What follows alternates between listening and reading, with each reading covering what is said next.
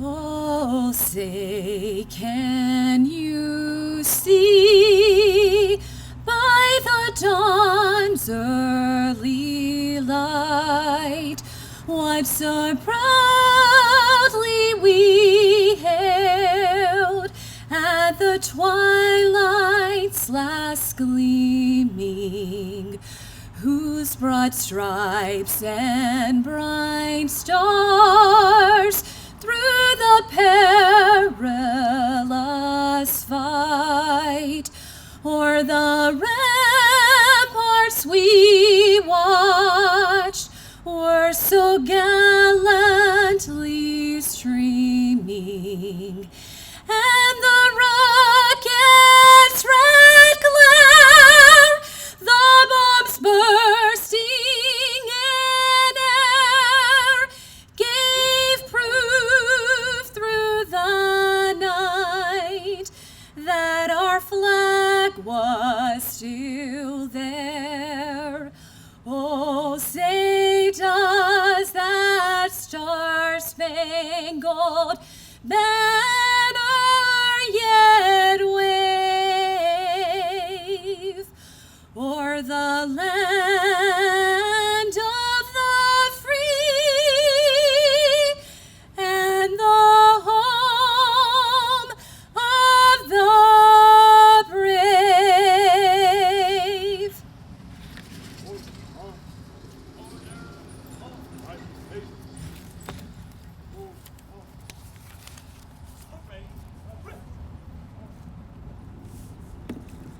Let us pray. Almost a generation has passed since that day we now commonly refer to as 9/11. We are gathered here today to remember those who perished and to acknowledge that it's through grace and mercy that we're here to remember our brothers and sisters who lost their lives on that fateful day. I pray for continued consolation to the families of the victims, the first responders who witnessed this tragedy, and for our nation. I ask the Spirit of I Am to invoke his presence on this ceremony and to protect us from such evil, harm, and danger. This is my petition to the one who sustains each of us. Amen.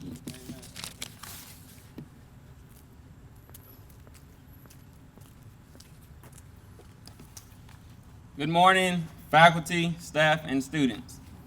I am Alex Martinez, and I am the student body president.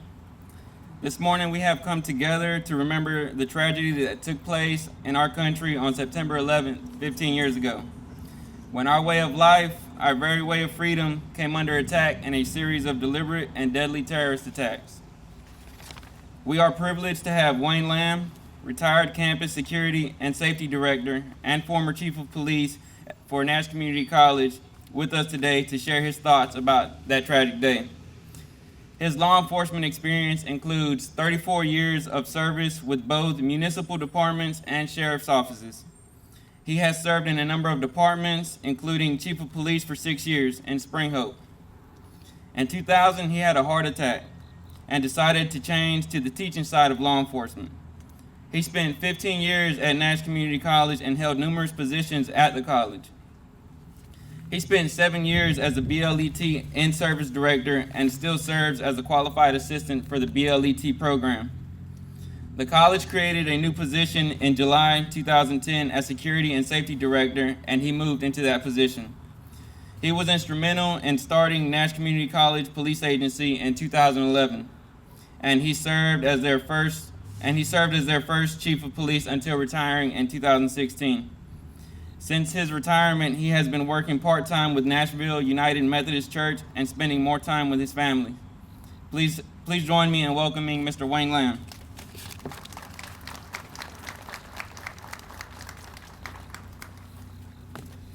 Good morning. Let me start off by thanking the college, Dr. Carver, Kara, the committee, for asking me to come back. It's good to be back on campus to see some friends and colleagues that I have been missing the last couple of months. Retirement is good. I encourage it as soon as you're able. When talking about 9/11, it's usually compared with other tragic events. and people remembering where they were when that event occurred. I remember when President Kennedy was killed. I was 10 years old. I was on the playground at Spring Up Elementary School. This is the same kind of thing. I had started here at Nash Community College July of 2001 and was in an office upstairs here in this continuing education building when we heard about the first plane crashing into the North Tower. My first thought was, what's going on? Did the pilot fall asleep? Did he have a heart attack? My thought wasn't of terrorism. Terrorism was not on the forefront at that point. When the South Tower was hit, it became obvious that it was an intentional act, and then we couldn't break ourselves away from the news and trying to see what might happen next. When the Pentagon was hit, the fear was that the White House or U.S. Capitol could be the next target. The crash of United Airlines Flight 93 in a field near Shanksville, Pennsylvania, is believed to be the only thing that saved us from an attack on one or the other. You may recall this crash was led by the passengers. They had had some contact with home and found out what was going on. They realized they had been hijacked, and they chose to act. One of the key phrases back then was, "Let's roll." That's the words they used when they decided they were going to try to retake the plane and caused it to crash, in essence saving the White House or Capitol. This ceremony and others are held as a memorial to those lost on 9/11. Let me give you some numbers. Depending on the research, you find there were 2,996 people killed and more than 6,000 injured. These deaths included 265 people on the 4 planes, 2,606 in the World Trade Center and the area immediately surrounding it, 125 at the Pentagon. Of these, there were 2,135 civilians killed in the attack. We recognize that they were all victims of the attack and want to honor them all. But we specifically recognize those who were running to the scene as others were running away. There were 8 EMTs and paramedics killed, ranging in age from 24 to 50. There were 71 law enforcement officers killed, including 23 from New York City Police Department, and they range in age from 26 to 47. There were 37 Port Authority police officers killed, ranging in age from 29 to 63. The Port Authority also lost 1 canine officer. If you add those up, that's 70 law enforcement, and I said there were 71. The other law enforcement officer lost was on United Flight 93 when it crashed. There were 335 City of New York firefighters killed, ranging in age from 22 to 72.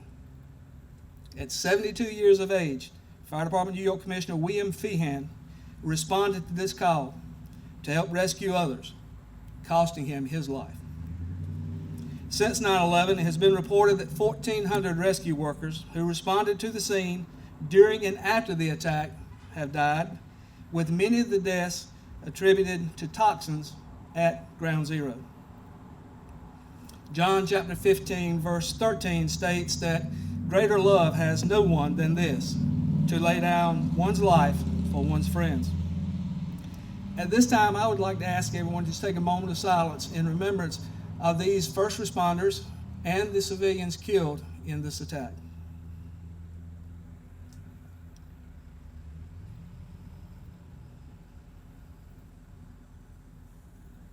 Thank you. Now let's move forward. One of the things I was kind of asked to think about and talk about was how have things changed since 9/11? And I've broken it down into 2 areas, one nationally and one a little more local. One of the first changes after 9/11 was the creation of the TSA, Transportation Security Administration. Prior to 9/11, there was no system in place to check passengers in advance of flying, no federal requirements to screen, check, or carry on baggage, and only minimal in-flight security of most flights. And that's according to former TSA Administrator John De Stoli.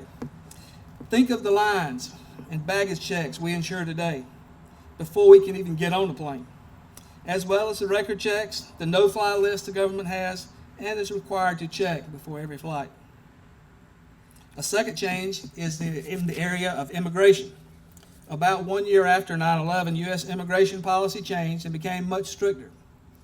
The creation of a new federal government agency through passage of the Homeland Security Act and then the Enhanced Border Security and Visa Reform Act of 2002, this agency and law make it more difficult to get visas, requires background checks, fingerprinting of those seeking admission into our country. Homeland Security is currently one of the largest departments of our government.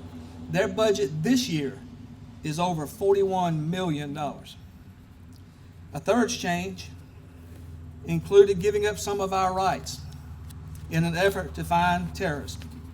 Less than 2 months after 9/11, President George W. Bush signed the Patriot Act into law. This new law allowed the federal government to collect data and not only foreign-born citizens or foreign-born people coming into our country, but also on U.S. citizens and other governments. The Patriot Act was extended in 2008 by President Obama, but was replaced by the U.S. Freedom Act in 2015. While maintaining some elements of the Patriot Act, the act limits the federal government from collecting the data. They now must go to other agencies and retrieve that data. So it gives us a little bit more control over who's looking at our records. The fourth national item is the fact that we have been at war since 9/11. Less than a month after 9/11, the United States invaded Afghanistan, seeking to dismantle al-Qaeda, who had claimed responsibility for the attacks. And while formal military efforts ended in 2014, we remain entrenched in the area trying to hold off Taliban insurgency. In March of 2003, we invaded Iraq to depose President Saddam Hussein, who we suspected of supporting terrorism and of having weapons of mass destruction, although none were ever found. Partially due to the instability of government in Iraq, a new terrorist group formed and is today probably the most active group. The Islamic State, or ISIS, is currently fighting in Iraq and Syria, and our military is using airstrikes to try and halt their advancement. They are also sponsoring terrorist acts around the world. Let me come back to the local changes. How has training here at Nash Community College changed since 9/11? I came and spoke with our local leaders, Nathan Mazel for law enforcement, John Winstead for fire, Olivia Moss for EMT. And we came up with 4 items that we now approach differently. One of the shortcomings of emergency responses of all kinds has been and continues to be communication. Most agencies have their own radio, they have their own frequencies, TIN codes, and signals. In 2003, the federal government established the National Incident Management System, NIMS. There are 8 levels of NIMS, and the levels you must go through depends on your rank and responsibility. Agencies are also now encouraged to use plain English instead of the TIN codes and signals. Plain English is so everyone can understand. If you end up with another agency responding to a call, if you use plain English, you understand. If you use TIN codes or signals, you may not be on the same page they're on. They may have a different set. While communication has improved, it remains an area that needs more work. The next area of change is joint or interagency training, and is now common. It was unheard of in 1990s. When responding to a large event with multiple agencies, it feels much safer for the responders if they know who they are responding with, they know the training they've had, and know what to expect when they arrive on scene. Probably the biggest change at Nash Community College was the opening of the new continuing education public safety building. The addition of simulators, indoor firing range allow for greater law enforcement training. The dedication of space and multiple EMT classes increases the readiness of trained personnel when needed. The burn building allows for hands-on training for our firefighters. The creation of a fire academy and emergency dispatch academy are a step forward in supplying the training needs of our emergency responders. Final item I will cover is a need by our public safety personnel to slow down. Before entering an emergency area, my first reaction when Tower 1 went down was not terrorism, but now that needs to be one of the first thoughts. Is this an accident? Is this a natural occurrence? Or is this something created by man in an effort to harm us? The one thing that will never change, even as we slow down before making that entry, as others are running out, we will still be running in. Our public safety personnel need our thanks, our support, and our prayers as they work to keep us safe. Thank you.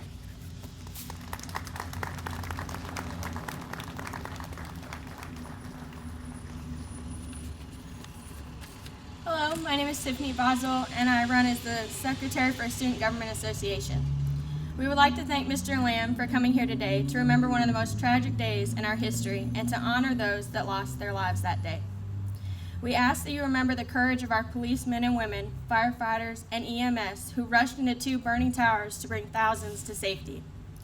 The only way we will triumph over terrorism and conquer the senseless tragedy of that horrible day is by celebrating the kindness of the human spirit. Today, as we remember those lost, I ask you join me in faith that good will not only endure, they will prevail. In closing, I would like to thank everyone for being here today. Please join us in the Business and Industry Center for refreshments. Please allow our servicemen and women and the ROTC cadets to go through the line first. It is because of their service and sacrifice that we are gathered here today. Thank you.